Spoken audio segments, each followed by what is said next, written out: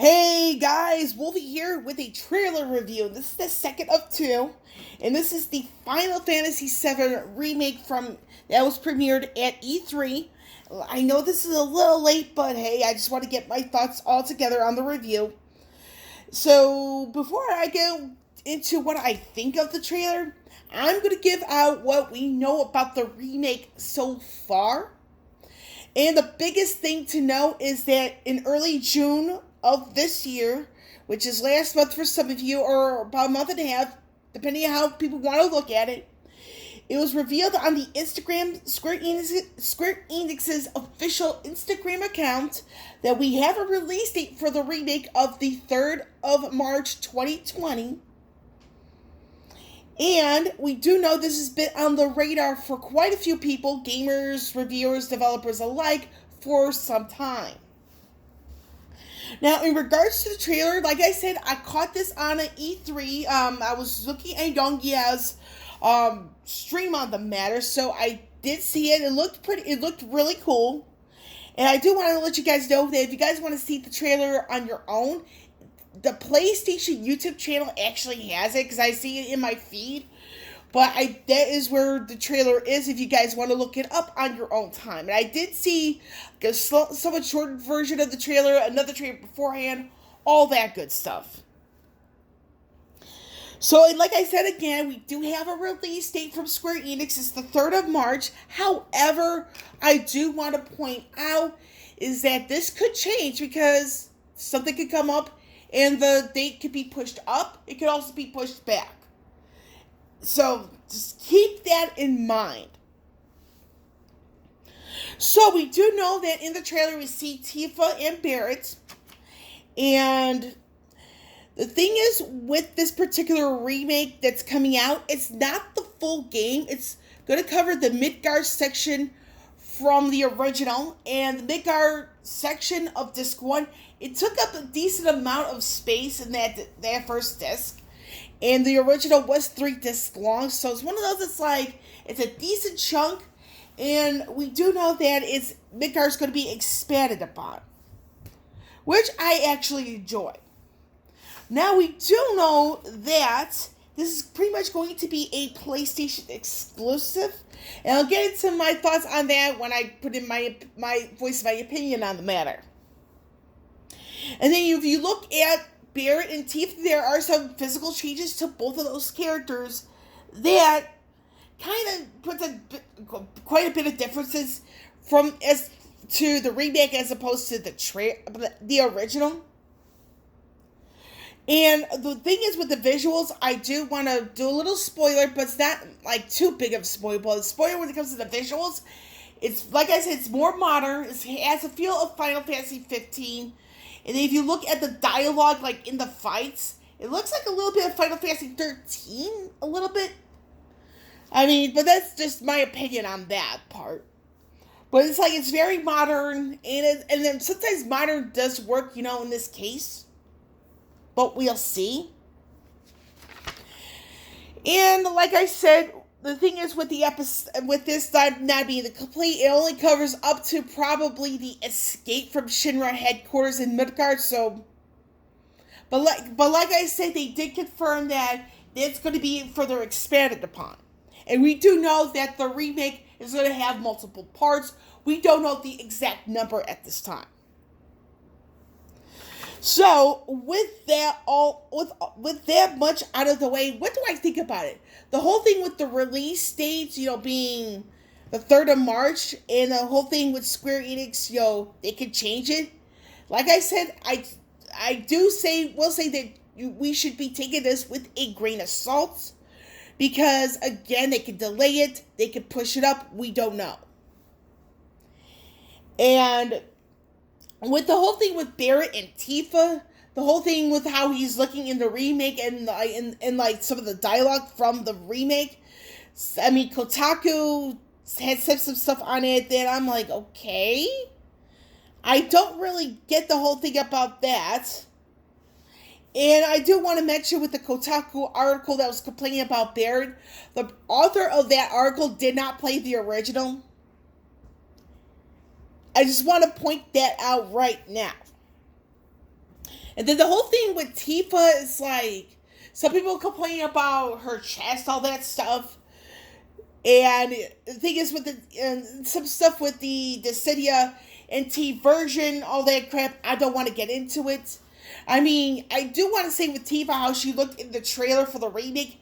It's very, I love how she's doing like certain things like in it, in the sense of her moves being more close to how real martial arts fights are in the sense of like on the movies. That I really enjoy, personally. Now, my biggest worries. I do have a few of them. My biggest worry is that with the remake being episodic, will the full remake be done within the lifetimes of some of us? Because we only know about part 2, but we don't know what part 2 is going to cover. Some people are saying it's going to be 3 parts, and pardon my language here, but I'm going to call bullshit on that. The reason why I'm calling bullshit on it being 3 parts is because this one alone has quite a bit of content. And I'm confident to voice my opinion on the bit in Nibelheim, which I feel is going to be its own episode. So, I know it's going to be more than 3, because, like, again, you have this one alone, got so much going on there, all right out the gate. Then you have this 2 content, where it's like you have a lot going on in the sense of like drama and all this stuff. Not a whole lot with like development, all that jazz, but yeah. So I do feel it's going to be more than 3 parts, and my biggest worry right now is, will this be done within my lifetime?